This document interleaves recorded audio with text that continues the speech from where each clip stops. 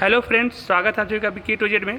ये जो वीडियो बनने जा रहा है क्लास 9, 10 और 11 और कोई भी जनरल कंपटीशन के लिए काफ़ी इंपॉर्टेंट हो सकता है। तो आप इस वीडियो को ध्यान से सुनेंगे और पेन कॉपी निकाल के नोट जरूर करेंगे। खास करके 9 के बच्चे लोग, आपका एग्जाम में जरूर से जरूर आएगा।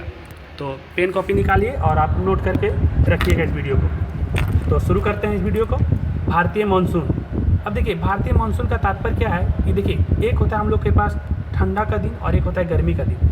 तो गर्मी का दिन में क्या होता है कि गर्मी का दिन में जो हवा चलती है वो निम्न वायु दाब के कारण चलती है और इसी कारण हवा गर्म हम लोग को लगता है, क्योंकि ठंडा का दिन में हवा ऊपर उठती है और वही गर्म हवा जब वो नीचे से ऊपर की ओर आती है तो सबसे पहले वो केरल के पास टकराती है। और केरल में जब टकराती है तो जून के महीने में सबसे पहले जो मानसून आती है वो केरल में आती है और फिर धीरे धीरे ऊपर में जाती है और ऊपर में जाने के बाद लगभग किस जगह पे पहुंचती है, यहाँ पे आसपास पहुंचती है। और यहाँ पे हिमालय का पर्वत है यहाँ से यहाँ तक के बीच में, तो यहाँ से जाकर के वो टकराती है और फिर टकराने के कारण इधर बारिश का रूप ले लेती है और यही बिहार वार में बारिश कराती है जून के लास्ट में। और धीरे धीरे ये नीचे की तरफ आती है और नीचे की तरफ आने के कारण क्या होता है, नीचे की तरफ आने के कारण क्या होता है इधर साइड में कि लास्ट में ठंडा का दिन में अक्टूबर के आसपास में ये मानसून लौटती है और लास्ट में तमिलनाडु के तट से टकराती है और ठंडे का दिन में बारिश करती है तमिलनाडु में। उसके बाद हम आगे बढ़ते हैं। इस मैप को आप अच्छे से बना लीजिएगा कि मानसून है क्या, उसके बारे में समझिए। तो मानसून जो है वो अरबी भाषा का शब्द है। अरबी भाषा में इसे मौसम कहा जाता है, जिसका समान अर्थ है मौसमी पवन। अर्थात मानसून ऐसी मौसमी पवन का उदाहरण है जो मौसम में परिवर्तन के अनुसार अपने दिशा में परिवर्तन करता है। जैसे जैसे मौसम बदलता है वैसे वैसे इसका दिशा में भी परिवर्तन होता है। जैसे ग्रीष्म ऋतु में इन पवनों की दिशा हिंद महासागर से भारतीय उपमहाद्वीप की तरफ होती है। मतलब जब भी गर्मी का दिन आता है तो लहर नीचे से उड़ करके ऊपर की तरफ में जाती है। मतलब हिंद महासागर नीचे में भारत का, तो उधर से ऊपर से और स्थल की ओर जाती है। मतलब जल की तरफ से चलती है और स्थल की तरफ जाती है। तथा शीत ऋतु में ये पवनें भारतीय उपमहाद्वीप से हिंद महासागर की तरफ जाती है। और जैसे ठंडा का दिन आ जाता है तो ऊपर में जो स्थल है, स्थल की ओर से जल की तरफ में जाती है। ध्यान रखिएगा, गर्मी में जल से स्थल की तरफ और ठंडा में स्थल से जल की तरफ। वास्तव में मानसूनी पवनें बृहद स्तर पर सागरीय एवं स्थलीय समीर का उदाहरण है। भारत की जलवायु पर मानसूनी पवनों का व्यापक प्रभाव है। इसी कारण बस यह भारत की जलवायु को मानसूनी जलवायु कहा जाता है। अब हम आज इस वीडियो को, इस टॉपिक को लिखा कर समाप्त करेंगे। तो ध्यान से आप पेन कॉपी निकालिए। जो भी बच्चे नहीं लिखे वो सभी आराम से लिख लीजिए, क्योंकि क्लास में इतना टाइम तो मिलता नहीं है। तो कम से कम घर में आप उसको अच्छा से लिखिए। मानसून के दो प्रकार हैं, एक शीतकालीन मानसून और एक ग्रीष्मकालीन मानसून। ऐसे आप 2 बॉक्स बनाएंगे और 8 पॉइंट है इसमें। 8 पॉइंट को हम लिखवाते हैं, आप लोग ध्यान से लिखेंगे, कहीं जाएंगे नहीं। पेन कॉपी निकालिए और 2 बॉक्स बना लीजिए। हम समझ सकते हैं कि आप 2 बॉक्स बना लिए होंगे।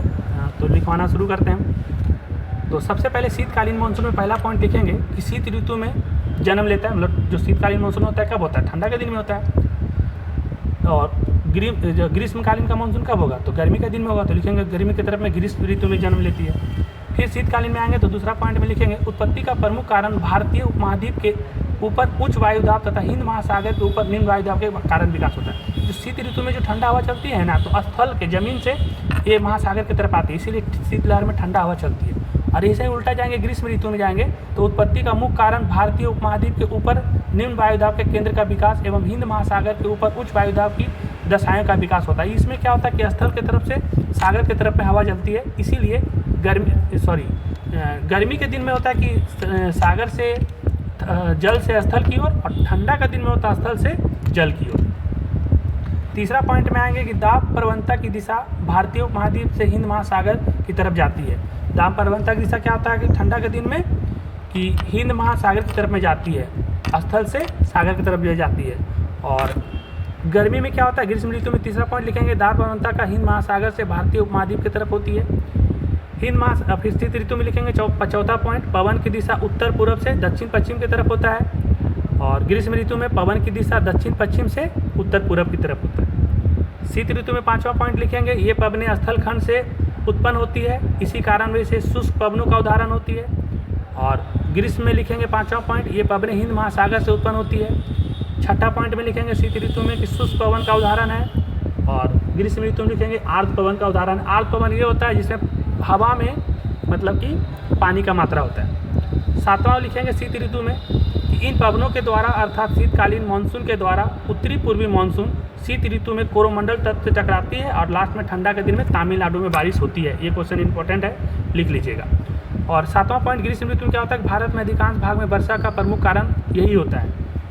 और 8वां पॉइंट इस वीडियो का लास्ट पॉइंट है, इन पवनों को लौटती हुई मानसून कहते हैं, जो शीत ऋतु में अक्टूबर के में आता है, जिसे जून में शुरू होता है पहले सप्ताह में, और अक्टूबर तक मानसून तमिलनाडु में बारिश करवा के मानसून फिर चली जाती है, फिर से मानसून जून में आएगी। और 8वां पॉइंट लिखेंगे ग्रीष्म ऋतु में कि इस मानसून की 2 शाखाएं हैं, एक अरब सागर की शाखा और एक बंगाल की खाड़ी की शाखा है। इस वीडियो में अगर आपको कुछ समझ में नहीं आया तो बस इतना समझ लीजिए कि आप इसको नोट करके रख लीजिए, क्लास में हम आएंगे तो आपको सारा अच्छे से समझा देंगे। बस आप इस वीडियो को पॉज करिए और यहाँ से धीरे धीरे करके सारा को आप आराम से लिख लीजिए।